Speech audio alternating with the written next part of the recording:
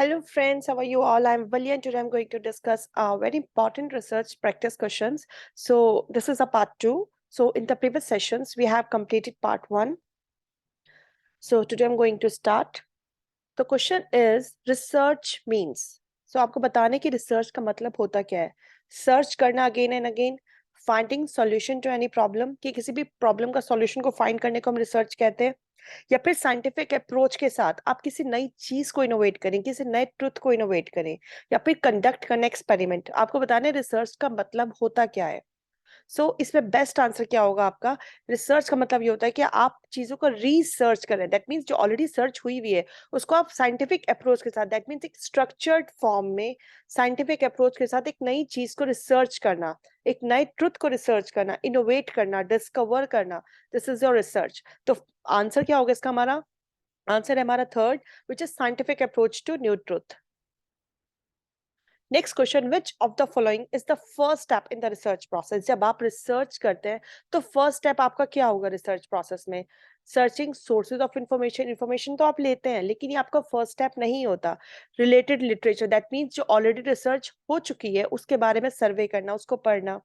Identify करना एक broad area research का, और फिर सर्च करना प्रॉब्लम को, सॉल्यूशन प्रॉब्लम का, कि जो प्रॉब्लम है उसको सॉल्यूशन. देखो, सॉल्यूशन थोड़ी ना निकालते हैं, पहले तो आप प्रॉब्लम को आइडेंटिफाई करते हैं, उसके बाद आप रिसर्च स्टार्ट करते हैं. तो प्रोसेस में जो फर्स्ट स्टेप होता है ये होता है कि आप पहले आइडेंटिफाई करते हैं कि किस एरिया में आपको रिसर्च करना है, क्या प्रॉब्लम आपको लेनी है. तो third one is your correct answer, that is identification of a broad area of research.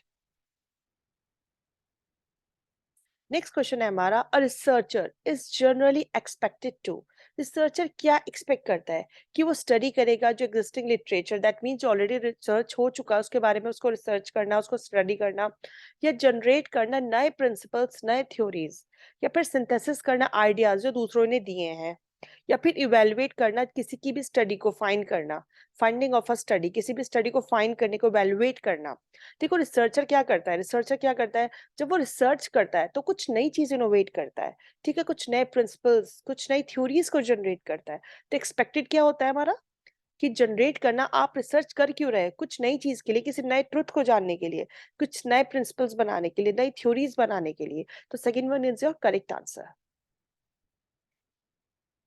So the next question is, the research proposals sent to research institutes for financial assistance. देखो question में क्या given है कि आपको financial assistance चाहिए, must have.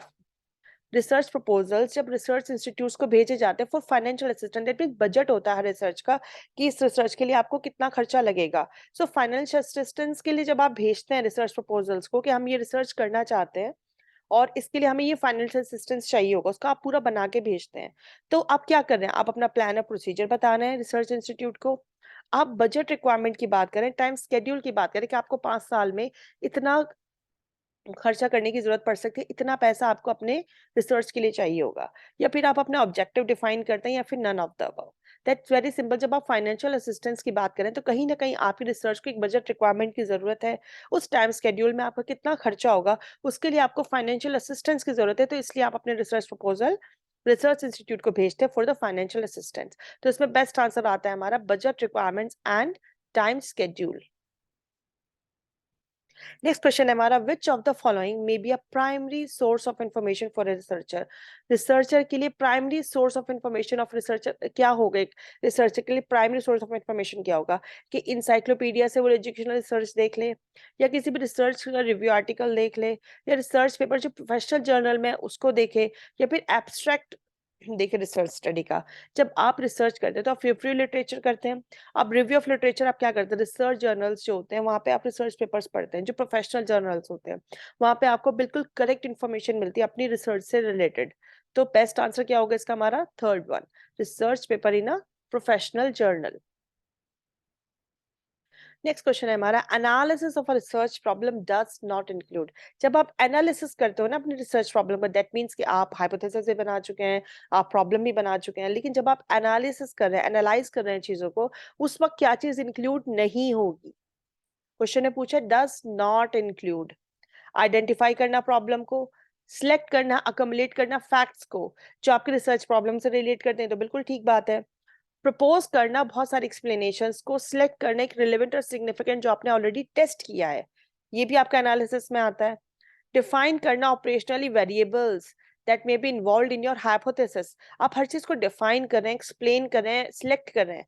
यहाँ आप क्या करें, चीजों को एनालाइज कर रहे हैं। पर क्वेश्चन ने हमसे क्या पूछा था, डज नॉट इंक्लूड, जो आपके रिसर्च प्रॉब्लम के एनालिसिस में इंक्लूड नहीं होगा वो होगा आपका प्रॉब्लम का आइडेंटिफिकेशन, क्योंकि यहाँ तो आप प्रॉब्लम बना चुके हैं, उसी पे तो आप रिसर्च कर रहे हैं।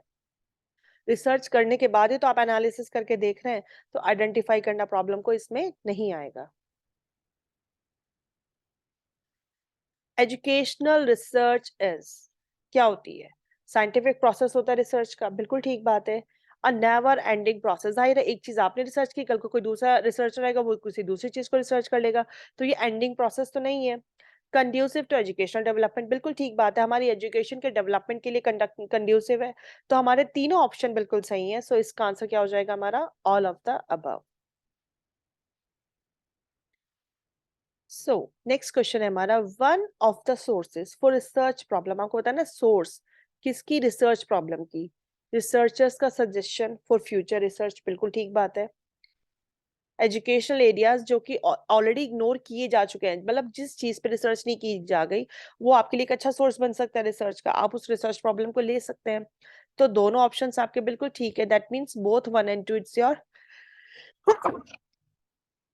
Correct answer, sorry. So thank you for your attention, friends. Stay blessed, enjoy learning, and see you soon with the next video. So bye bye. Have a nice day.